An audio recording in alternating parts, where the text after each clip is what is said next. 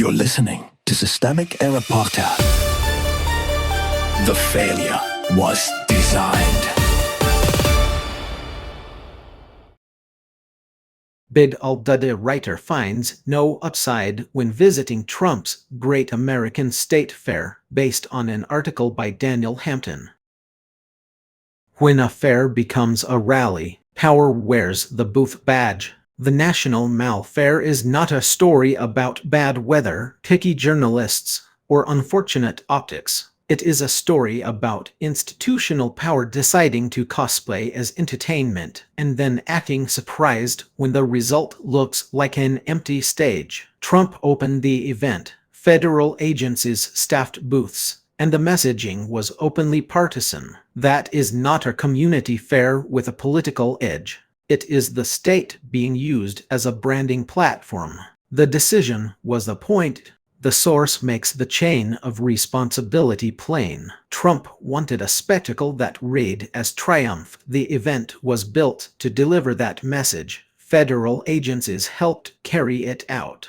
Agriculture Department signage topped with Trump's "America is back" slogan is not accidental garnish. It is the government laundering a campaign aesthetic through public machinery. That is the central fact here. This did not drift into politics. It was designed as politics. The cover story is weak. The article's most revealing detail is not the thin crowd or the heat, though both mattered. It is the insistence on treating the failure as a matter of presentation, selective photos, or off hours. That is familiar misdirection. When a project flops, power always prefers to argue about angles instead of intent. But the source also shows the event could not hide its own emptiness. Acts pulled out over the political tone. Maher Monday leaned on lectures and PowerPoints. The fair buckled into a dull, overbuilt propaganda exercise. If the crowd was underwhelming,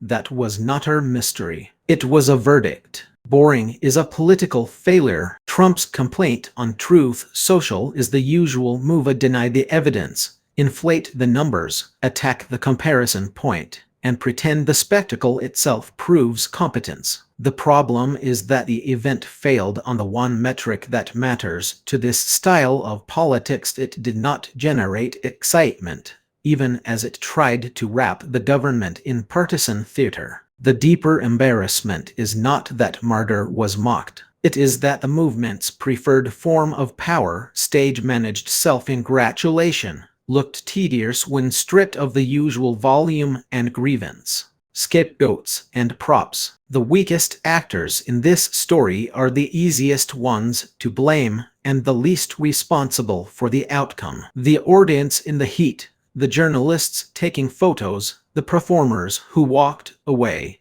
even the people arriving at a sparsely populated fairground are not the architects here. The architects are the political leadership and the agencies that let themselves be pressed into the role of props. That is how modern political misdirection works: centralize the decision, then disperse the embarrassment. The state as set dressing.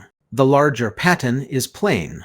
This is not just about one failed fair on the Mall. It is about the normalization of turning public institutions into scenery for personal power. Agencies stop being service institutions and become stagehands. Public funds, public buildings, and public authority are bent toward partisan mood management. When that produces a dud, the same people who ordered it demand praise for the scaffolding.